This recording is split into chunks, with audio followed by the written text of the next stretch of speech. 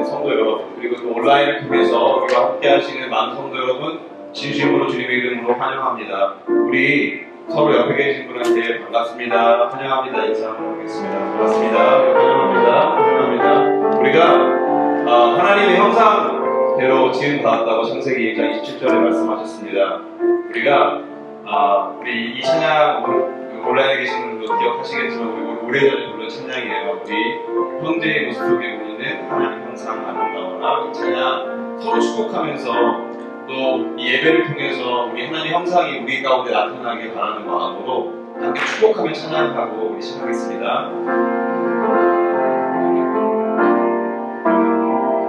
형제의 모습 속에 보이는 하나님 형상 아름다워 존귀한 주의 자녀 백성이 살아가면서 우리 예쁘신 자매분들 축복하겠습니다. 자매의 모습 속에 보이는 하나님 형상 항상 보이십니까? 존귀한 주의 자녀 백성이 살아가면서 우리 다같이 목사님의 모습 속에 보이는 하나님 형상 목사님 모습 속에 보이는 하나님 형상 아름다워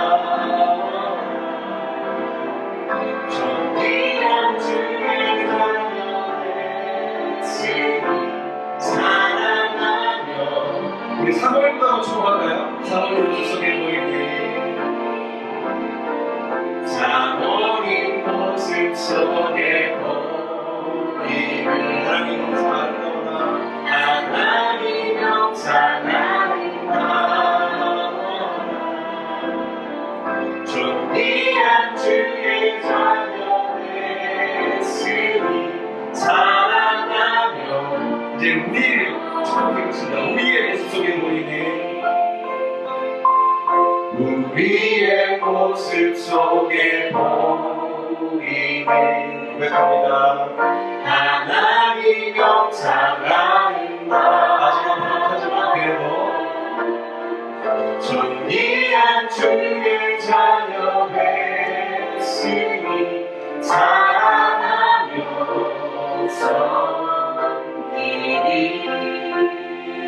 우리 마음속에 하늘의 문을 열고 주님의 임재가 임하도록 하겠습니다.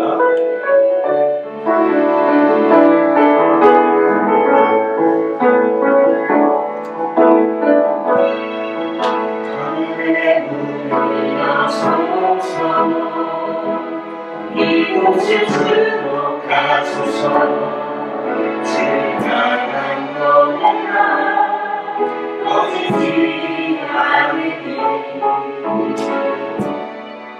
하늘을 열고 보소서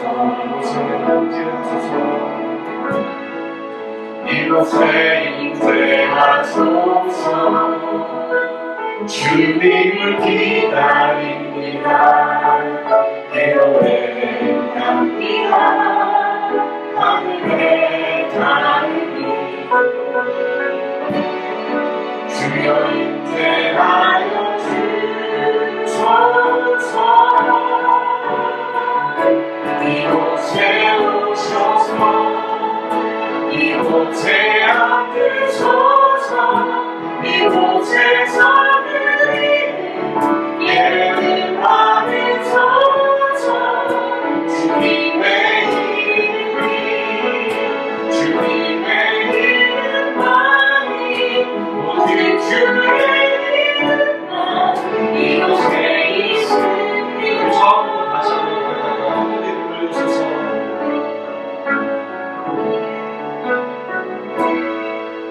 하늘의 문을 여소서 이곳을 주목하소서 주를 향한 노래가 꺼지지 않으니 널 보고서서 이곳에 임재하소서. 주님을 기다립니다. 기도의 향기가 하늘에 닿는 주여. 주여 임재하여 주소서. 이곳에 오셔서 이곳에 앉으소서. 이곳에서 예배를 받으소서. 주님의 이름이 주님의 이름만이 오직 주의 이름만 이곳에 있습니다. 이곳에 오셔서 이곳에 앉으소서. 이곳에서 예배를 받으소서. 주님의 주님의 이름만이 오직 주의 이름만 이곳에 있으니 마지막으로 이곳에 오셔서 이곳에 앉으소서. 이곳에서 예배를 받으소서. 주님의 이름이 주님의 이름만이 오직 주의 이름만 이곳에 있습니다. 우리 신나게 박수 치면서 기도하겠습니다. 노래가 되어 주십니다.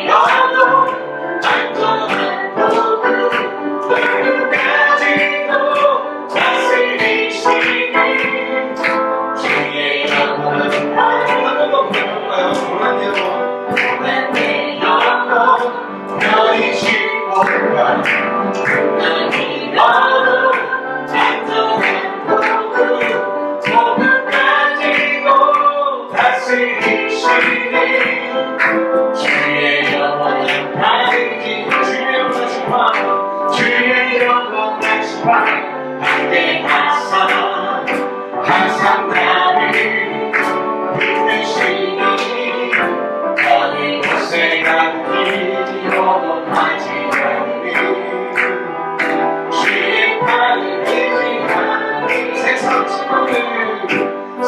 친구들 나를 버려도 예수님 함께 동행함으로 주의 은혜가 충만하리니 주의 영원한 하나님께 주의 모습과 주의 영원한 심판 함께 항상 나를 붙드시니 어느 곳에 간지 영원하지 않으니 주의 팔을 의지하는 영원함으로 나의 믿음이 연약했죠.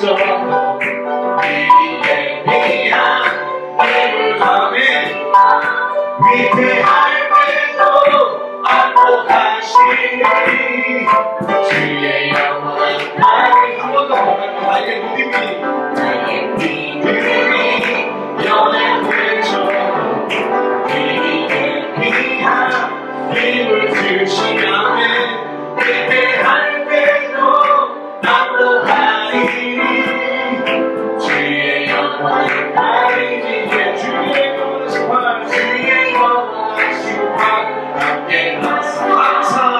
항상 나를 붙드시니 어느 곳에 갔니 영원하지 않으니 주의 팔을 의지하니 잊지 못한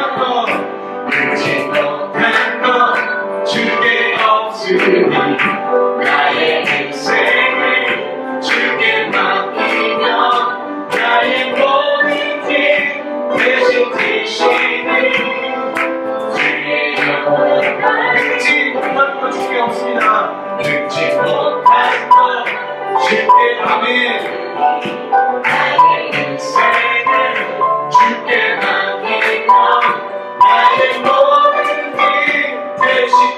이끄시니 주의 영원한 하나님 주의 원하신 말 주의 영원하신 말 함께 항상 나를 붙드시니 어느 곳에 갔니 요동하지 않으니 주의 팔을 주의 영원하신 말 주의 영원하신 말 함께 항상 나를 붙드시니 어느 곳에 갔니 요동하지 않으니 주의 팔을 지나 예수의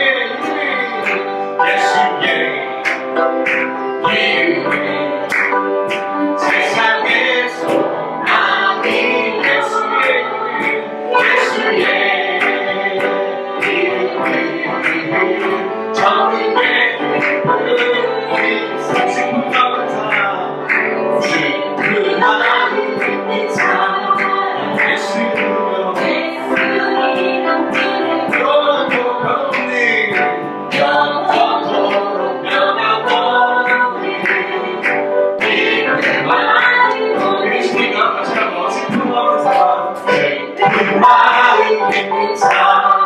예수 믿으며 예수 믿으며 영원토록 변함없는 기쁜 마음 얻는 예수의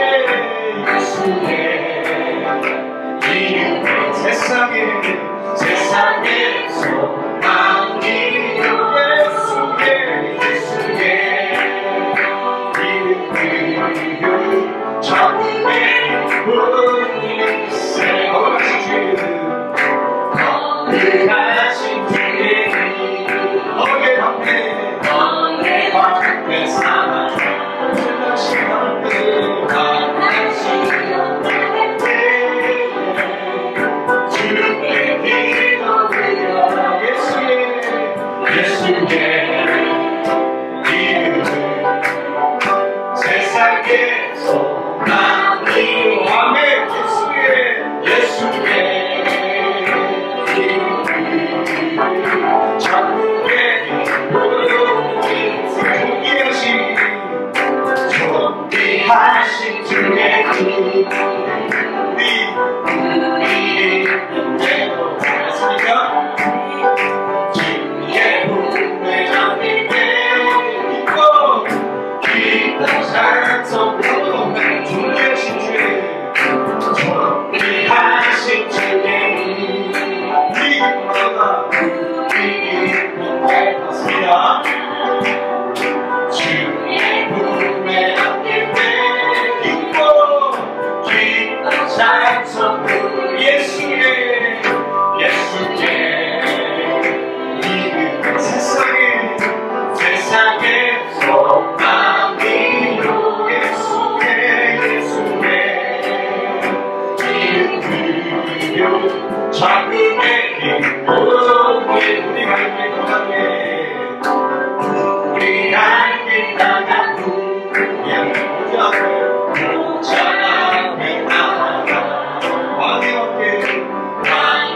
함께 경배하며 별난 우리 주님 건강에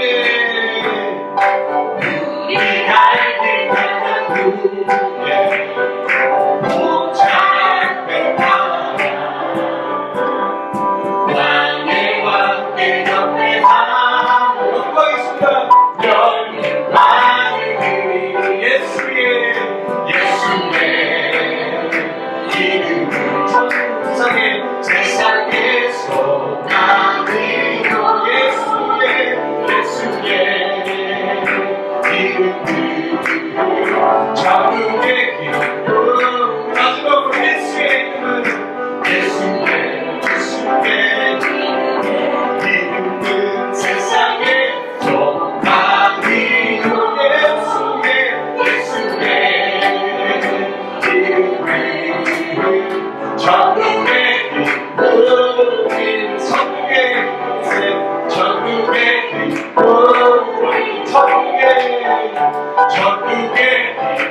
돌릴세. 우리 다 함께 박수로 함께 영광 보겠습니다.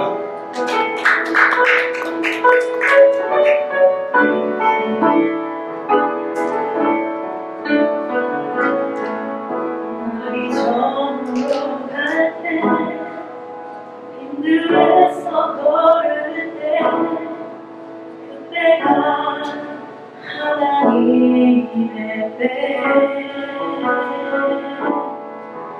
내 힘으로 안 될 때, 빈손으로 걸을 때, 내가 고백해 여호와 이래. 우리 고백으로 다시 한번 보여주겠습니다. 나를 처음으로 갈 때, 힘들어서 걸을 때, 그때가 하나님의 때. 내 힘으로 안 될 때, 빈손으로 걸을 때, 내가 고백해 여호와 주가 하시네. 주가 일하시네. 주가 일하시네. 주께 아끼지 않는 자에게 주가 일하시네. 주가 일하시네. 신뢰하며 누린 자에게 우리 모인 곳에 주님 함께 계시네. 누리네 아버지 은혜. 적은 떡과 물고기 내 모든 걸 흐르네. 내가 고백해 여호와 주가 일하시네. 주가 일하시네. 주가 일하시네. 주께 아끼지 않는 자에게 주가 일하시네. 주가 일하시네. 신뢰하며 넘긴 자에게 주가 일하시네. 주가 일하시네. 주가 일하시네. 주께 아끼지 않는 자에게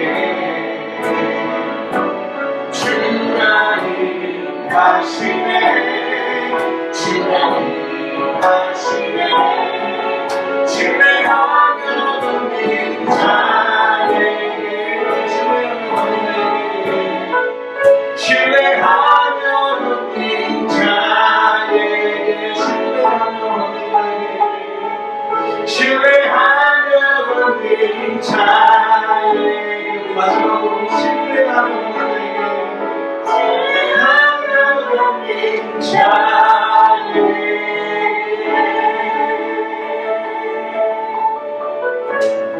우리 계속해서 기도하심으로 하나님 앞에 나아가도록 합시다. 하나님은 이미 우리를 위해 당신의 모든 것을 주셨습니다. 그러나 아무 때나 아무에게나 주시는 것이 아니라 그것을 받을 준비가 되는 자, 그것을 소원하는 자, 그것에 감사할 수 있는 자, 하나님께 돌아선 자, 하나님 안에 속한 자, 하나님을 사랑하기로 결심할 때 하나님께서 준비하신 모든 것을 우리에게 쏟아부어 주십니다. 이 시간 우리의 마음을 돌이켜서 하나님께로 향합시다. 우리 마음에 하나님 외에 의지하고 있는 것들을 제하여 버리고 우리의 몸을, 우리의 얼굴을, 시선을 하나님을 향하여 다시 돌리며 하나님을 섬기겠노라 믿음의 고백을 할 때 이 예배를 통해서 하나님이 준비하신 모든 것을 우리에게 허락하여 주시옵소서. 이 시간 우리 하나님 앞에 간절히 믿음으로 간구하시며 나아가겠습니다. 하나님 아버지, 우리의 모든 것이 하나님의 모든 것을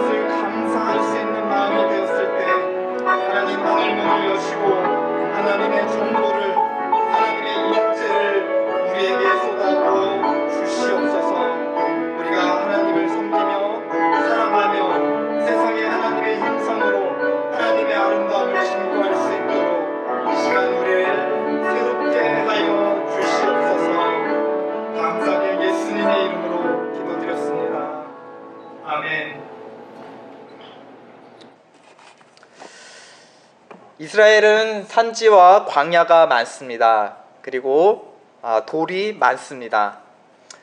우리가 알다시피 아브라함은 자기 고향 본토 친척집을 떠나 약속의 땅, 가나안 땅으로 왔죠.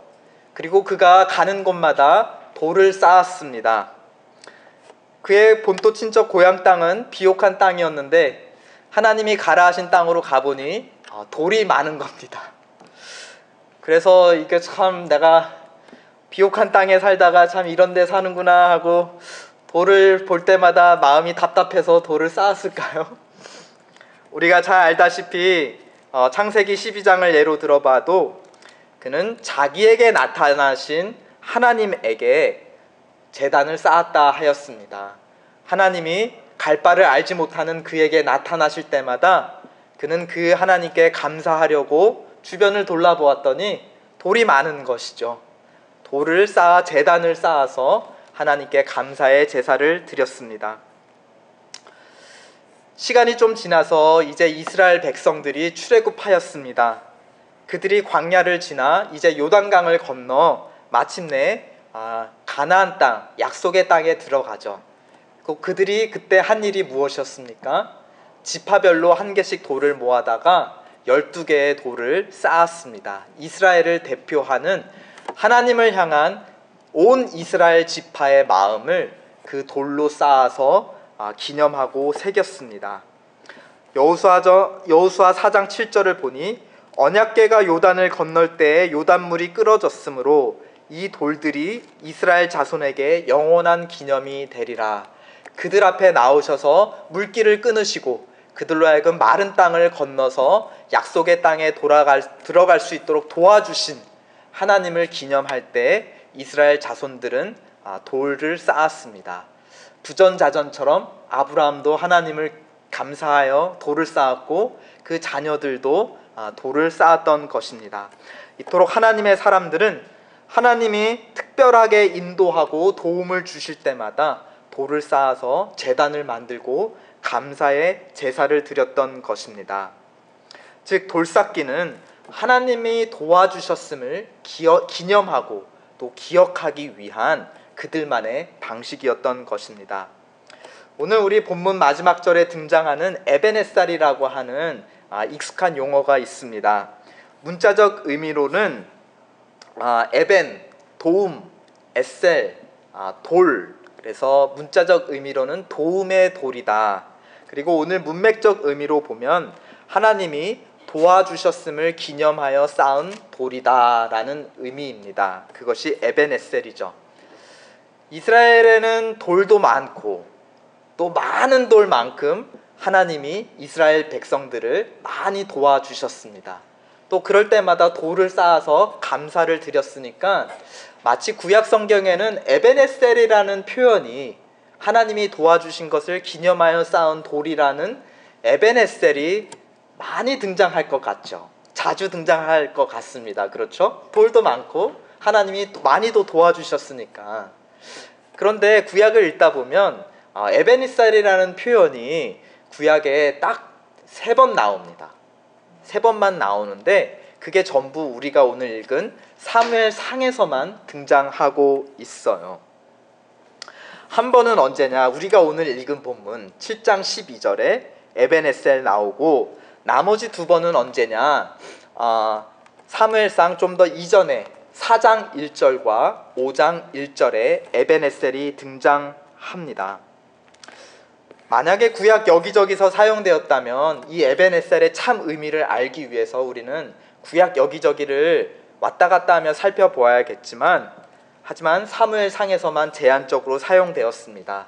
그래서 오늘 7장 12절에 그 에벤에셀의 참 의미를 알고 그것을 우리에게 적용하기 위해서 우리는 사무엘상 그 이야기에 좀 더 집중해 보려고 합니다. 4장부터 5장, 6장, 7장 오늘까지 이어지는 4장 처음에 등장했던 에벤에셀로 시작해서 이제 7장 12절을 에벤에셀로 마무리하기 때문에 그 시작과 마지막을 서로 비교해가면서 읽으면 우리에게 향하신 에벤에셀을 통한 하나님의 뜻을 잘 분별할 수 있을 것 같습니다.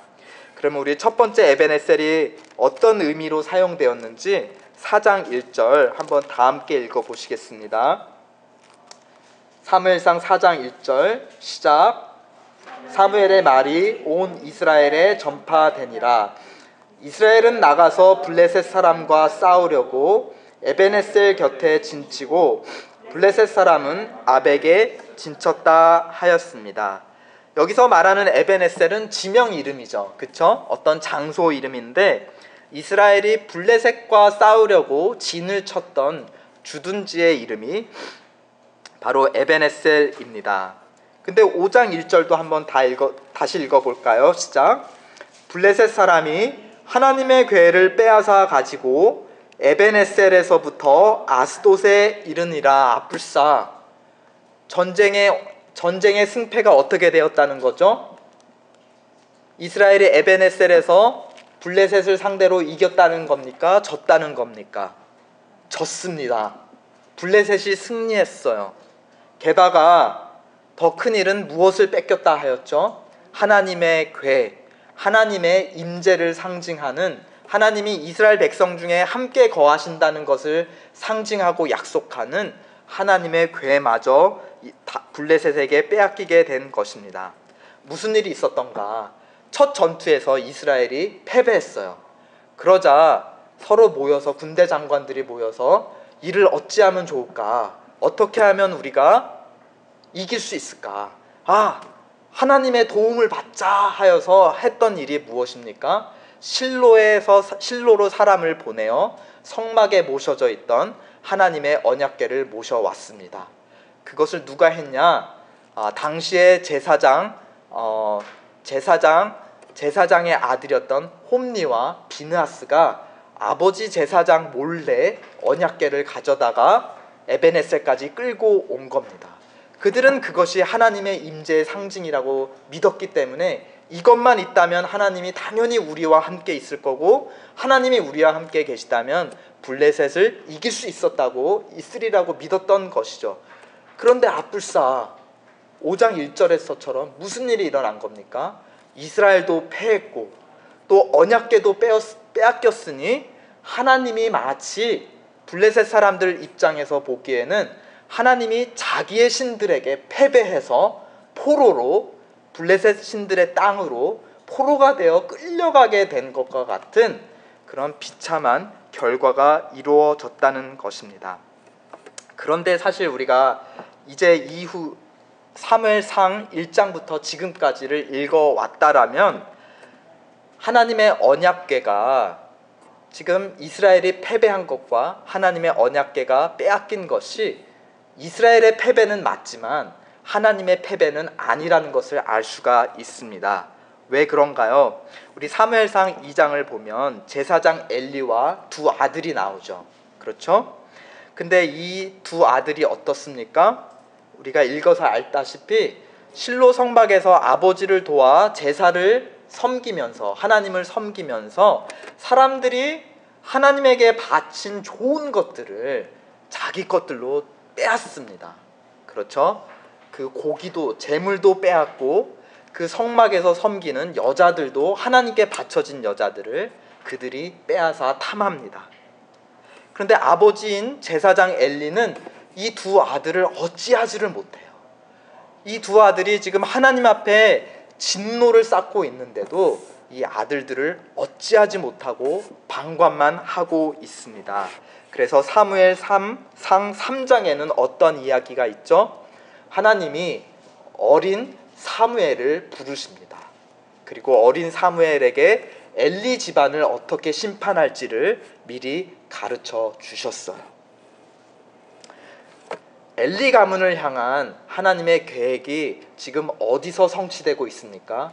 지금 5장 1절에서 성취가 되었어요.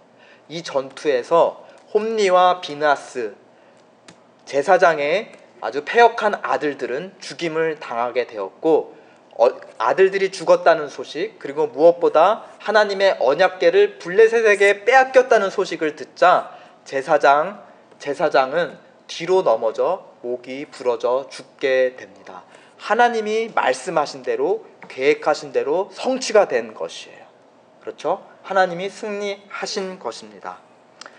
한편 블레셋 사람들은 자기 신들이 여호와 하나님을 이겼고 그 신을 포로로 끌고 자기 영토로 데리고 왔다라고 기뻐하였던 것 같습니다. 마치 하나님이 패배한 것처럼 느껴지지만 사실은 그렇지가 않죠. 우리 5장을 넘어 6장 1절을 볼까요? 한번 다 함께 읽어보시겠습니다. 6장 1절 시작. 여호와의 궤가 블레셋 사람의 지방에 있은지 7달이다.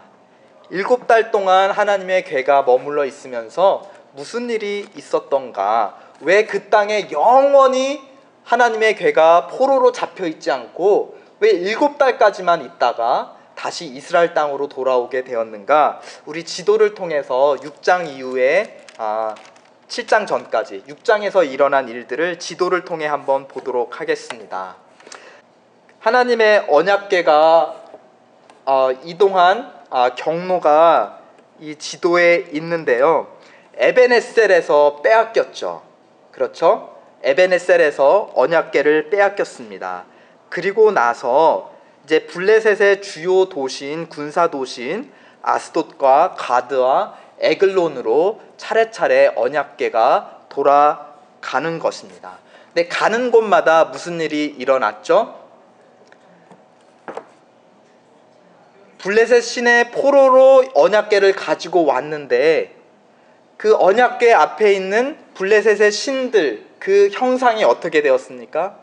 넘어져 가지고 언약궤 앞에 절을 하는 그런 일들이 일어납니다. 그리고 가는 곳마다 백성들, 블레셋 백성들에게 큰 환란이 일어나게 되죠. 그러자 블레셋 지도자들이 견디다 못해서 어떻게 하였습니까? 돌고 돌아서 서로 언약궤를 서로에게 떼어 넘겨주는 겁니다. 그러다가 어쩔 수 없이 이제 이스라엘 사람들에게 자진해서 돌려줍니다. 그 첫 마을이 벳세메시였고 벳세메시를 거쳐 하나님의 언약궤는 마침내 기럇 여아림이라는 곳으로 돌아오게 되었던 것입니다. 즉 첫 번째 에벤에셀에서 이스라엘 군대는 패배하였죠. 그러나 하나님은 패배하지 않으셨고 승리하셨습니다. 당신의 계획을 이루셨고 블레셋의 신들을 벌하셨으며 마침내 게선 장군과 같이 자기의 땅, 자기 백성의 땅 이스라엘로 스스로 돌아오셨습니다. 그렇죠? 근데 좀 이상한 현상이죠. 하나님과 이스라엘은 같은 편 아닌가? 그렇죠? 동고동락, 아니 여기 전쟁에 비유하면 동승동패 관계 아닌가요? 하나님이 이기시면 이스라엘도 이기는 거고 이스라엘이 지면 하나님도 함께 지는 거 아닌가요? 어떻게 하나님은 이기셨고 이스라엘은 패배할 수 있었단 말입니까? 무슨 의미이냐? 지금 하나님과 이스라엘의 관계에 대해서 무엇을 말해주고 있습니까? 그들이 같은 편이었다? 이스라엘이 전심으로 하나님 편에 같이 섰다? 전심으로 하나님을 섬기고 있는 상황이었다는 겁니까? 아니죠. 그들이 마치 블레셋 사람과 마찬가지로 하나님께로 돌아서서 다른 이방신들을 섬기는 마치 하나님의 적군과 같이 지금 되어 있었다. 그들이 언약궤를 마치 마술본과 같이 그들 가운데 가지고 오면 하나님이 자동으로 자기들을 도와줄 거라고 믿었지만 그들의 마음으로는 하나님과 같은 편이 아니셨다. 오히려 하나님이 블레셋을 자기의 도구로 사용하셔서 그러한 이스라엘을 혼내주셨다. 이런 의미로 우리는 첫 번째 에벤에셀을 기억할 수 있는 것입니다. 그 증거를 오늘 본문 7장 3절에서도 볼 수가 있어요. 이스라엘이 지금 하나님과 한 편이 아니다. 7장 3절 한번 우리가 읽은 본문 첫 절 다 함께 읽어보시겠습니다. 시작. 사무엘이 이스라엘 온 족속에게 일러 가로되 너희가 전심으로 여호와께 돌아오려거든 이방신들과 아스다롯을 너희 중에서 제하고 너희 마음을 여호와께로 향하여 그만 섬기라.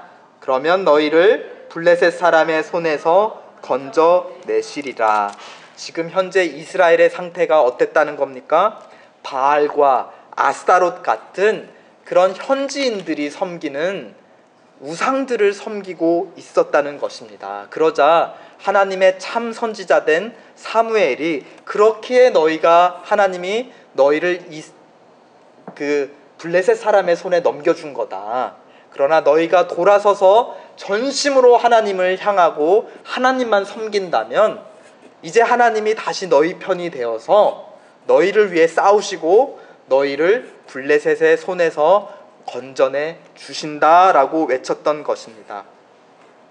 여기서 보면 하나님께 전심으로 돌아오는 것을 3단계로 자세하게 아주 가르쳐주고 있어요. 첫 번째, 하나님께 돌아오기 위해서는 먼저 누구와 이별을 해야 됩니까?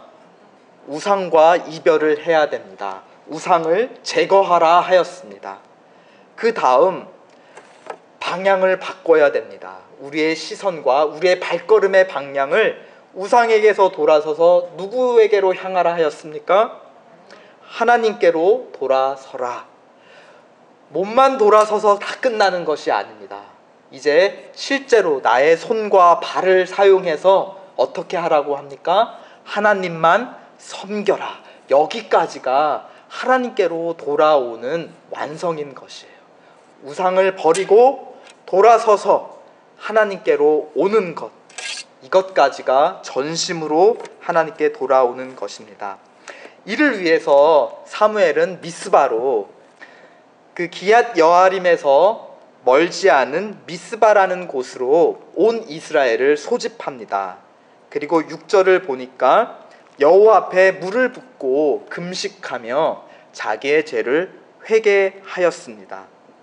그런데 7절에 보니 이때다 싶어서 블레셋이 미스바로 다 모여 있는 거예요. 특별히 이스라엘의 지도자급들이 모였겠죠.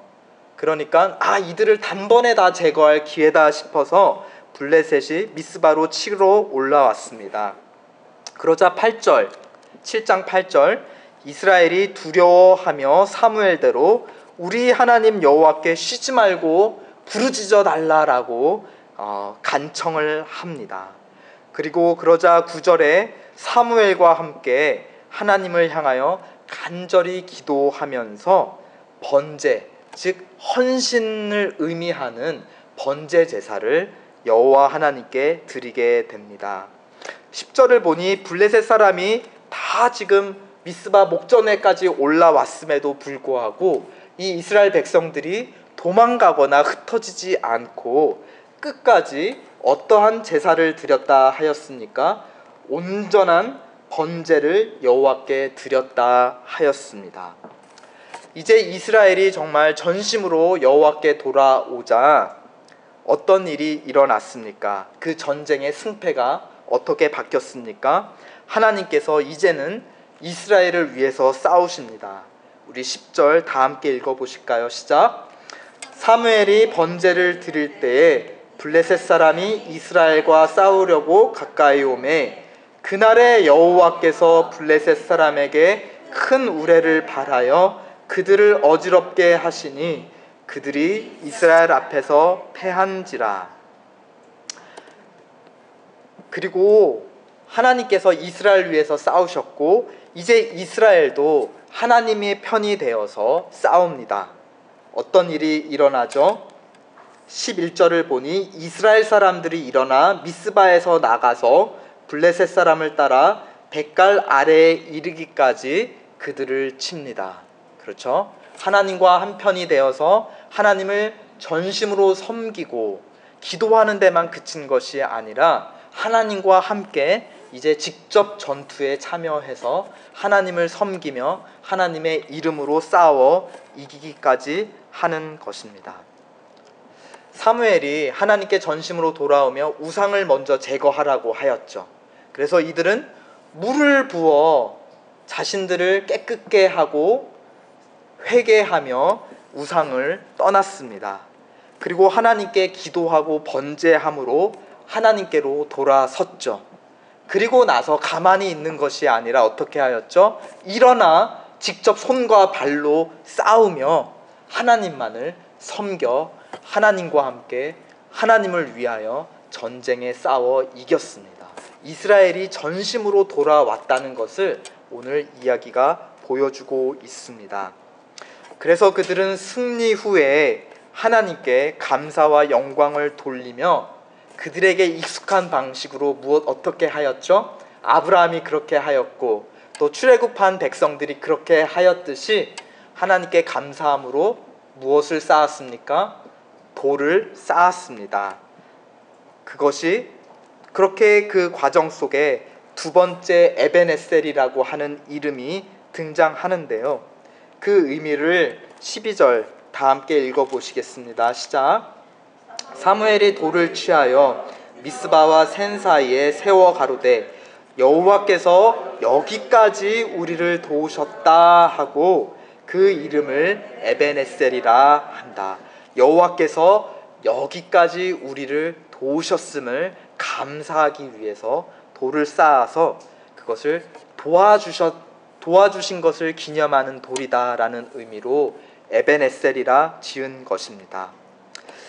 특별히 이 에셀은 돌을 의미하는데 이만한 그런 돌을 의미하기도 하고 성경에 보면 같은 에셀을 어디에도 의미하는데 사용하냐? 더 큰 반석, 거대하고 평평한 바위, 반석을 의미하기도 합니다. 그리고 그 반석을 이용해서 산에 무엇을 쌓냐면은 산성을 쌓아요. 적군들이 쳐들어올 때 그 이스라엘을 방어하기 위한 군사 요충지인 산성에조차도 이 에셀이라고 하는 단어를 사용합니다. 그러니까 이 제단을 쌓을 때 시작한 한 이만한 돌에서부터 커다란 반석, 그리고 그 반석들을 모아서 쌓아놓은 안전한 요새, 산성까지도 에셀이라고 가리킵니다. 그 대표적인 것이 시편 62편인데 그 6절에서 시편 기자가 이렇게 노래합니다. 오직 저만, 즉 오직 주만이 나의 반석이시오 나의 구원이시오 또한 나의 산성 즉 에셀이시니 내가 요동치 아니하리라, 내가 두려워 떨지 아니하리라 한 것입니다. 여러분, 산성이 있는데 산성 어디에 있는 사람한테 이 에셀, 이 산성은 구원이고 안전하고 나의 또 반석이 되는 걸까요? 든든하고 안전한 반석과 구원이 될까요? 산성 안에 있는 사람 혹은 밖에 있는 사람? 오직 그 산성 안에 있는 사람에게는 이 산성이 구원이고 반석이고 평강입니다. 그런데 이 산성 밖에 있어서 이 산성을 무너뜨려 하는 사람 입장에서 이 산성은 구원이고 평강일까요? 아닙니다. 절망 그 자체이죠. 저 산을 올라가는 것도 힘든데 거대한 성벽이 나를 가로막고 있고 적군이 그 성벽 위에서 나를 향하여 화살을 쏘고 있으니 성벽 밖에 있는 자에게는 이 성벽은 평안과 구원이 아닌 절망과 멸망일 뿐입니다. 우리가 오늘 사무엘상에서 에벤에셀이 처음 등장했던 4장 1절 그리고 5장 1절에서 이스라엘 백성은 하나님이라는 산성 안에 있었습니까? 밖에 있었습니까? 밖에 있었어요. 하나님을 떠나 있었어요. 그들은 우상의 편이었어요. 그런 그들에게 하나님은 그들을 징벌하시는 무서운 산성과 같은 분이었습니다. 그런데 두 번째 에벤에셀, 여기서 이스라엘은 지금 하나님 안에 있습니까? 밖에 있습니까? 처음에는 밖에 있었으나 그들이 돌아서서 우상을 떠나 이제 완전히 하나님 안에 거하고 있습니다. 산성 안에 거하자 이 하나님은 그들에게 도움이시고 구원이시고 절대로 흔들리지 않는 산성으로 그들을 위해 서 계셨습니다. 그들을 치러 온 블레셋을 하나님께서 친히 그들을 벌하여 주셨던 것입니다. 도우시되 어디까지 도왔다 하였습니까? 여호와께서 여기까지 도우셨다. 이 여기까지 도우셨다는 것은 언뜻 보면은 이 장소적인 개념으로 우리가 이해할 수 있어요. 어디죠?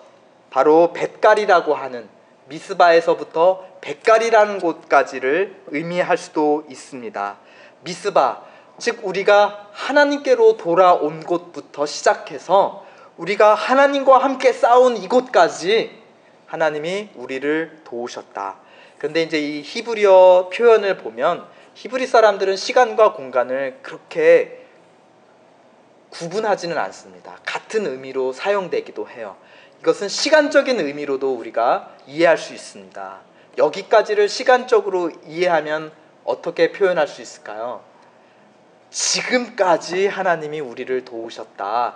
그러면 언제부터 하나님이 이스라엘을 돕기 시작하셨습니까? 사무엘과 함께 우상을 버리고 하나님께로 전심으로 돌아왔을 때, 하나님 밖에 있다가 이제 하나님 안으로 돌아올 때부터 지금 현재까지도 하나님과 함께 있는 현재까지, 지금까지 우리를 도우셨다는 것입니다. 두 가지 정반대의 에벤에셀을 오늘 우리는 만나볼 수 있었어요. 첫 번째 에벤에셀은 하나님이 우리를 도우신 게 아니라 우리를 돕지 않으셨다는 의미였어요. 정반대의 의미였어요. 두 번째 에벤에셀이야말로 참된 에벤에셀의 의미, 감사의 돌제단이라는 의미가 성취됐습니다. 무슨 차이였을까요? 왜 이때는 하나님이 돕지 않으셨고 이때는 하나님이 도우셨을까요? 하나님은 우리 편 아닌가요? 항상 내 편 아니신가요? 아닙니다. 하나님은 무조건 내 편, 무조건 우리 편, 언제나 우리를 도우시는 분 아니십니다. 하나님은 우상을 떠나 전심으로 완전히 자기 안에 들어온 자의 편입니다. 그러므로 하나님이 우리의 편이라고 말하기보다는 우리가 하나님의 편이 되어야 하는 것입니다. 그렇죠?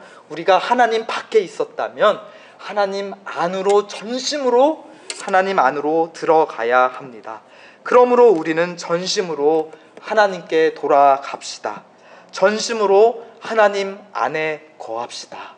그럴 때 우리는 여기까지, 이곳까지, 우리가 삶에 서 있는 여기까지, 그리고 시간적으로 지금까지 도우시는 하나님의 은혜를 경험할 수 있을 줄로 믿습니다.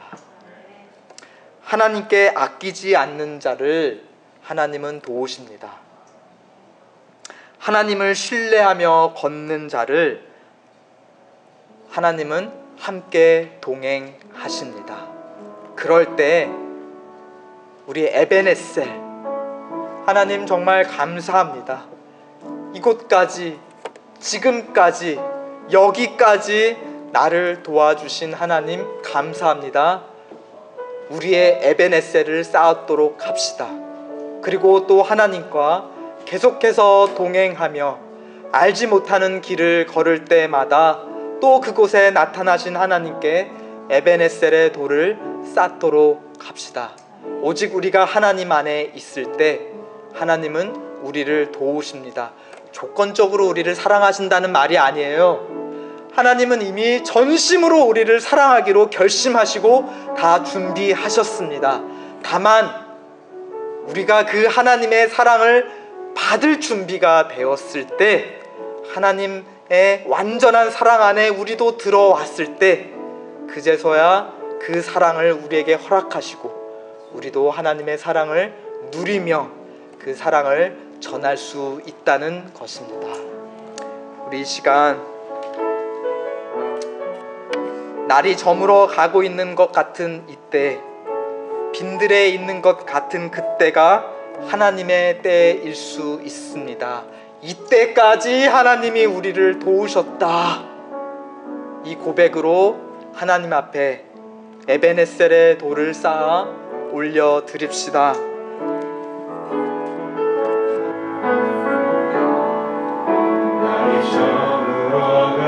빈들에서 걸을 때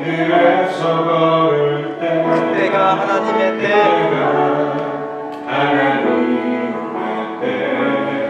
내 힘으로 안 될 때, 빈손으로 걸을 때, 우리 고백합시다. 내가 고백해 여호와 이름. 우리 모인 이곳에 우리 모인 이곳에 주님 함께 계시네. 함께 드립시다. 하나님의 은혜, 하나님의 도움, 그리고 우리의 것을 드립시다. 적은 떡과 물고기 내 모든 걸 드릴 때 모두 고백해 여호와 이름. 주가 일하시네. 주가 일하시네. 주가 일하시네. 주께 아끼지 않는 자에게 주가 일하시네. 주가 일하시네.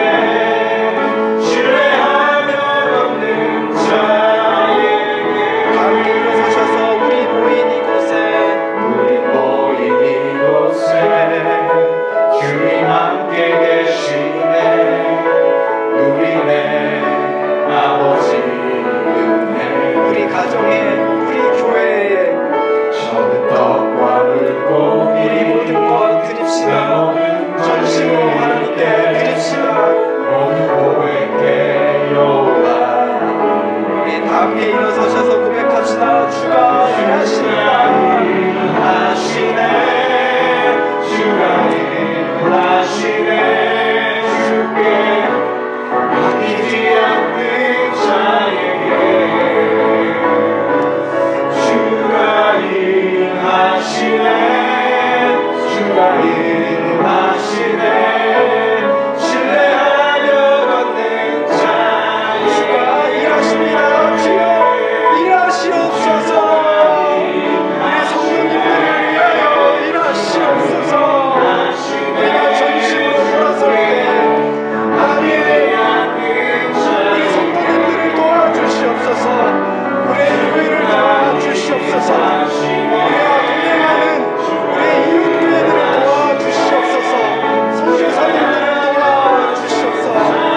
신뢰하며 걷는 자에게 신뢰하며 걷는 자에게 신뢰하며 걷는 자에게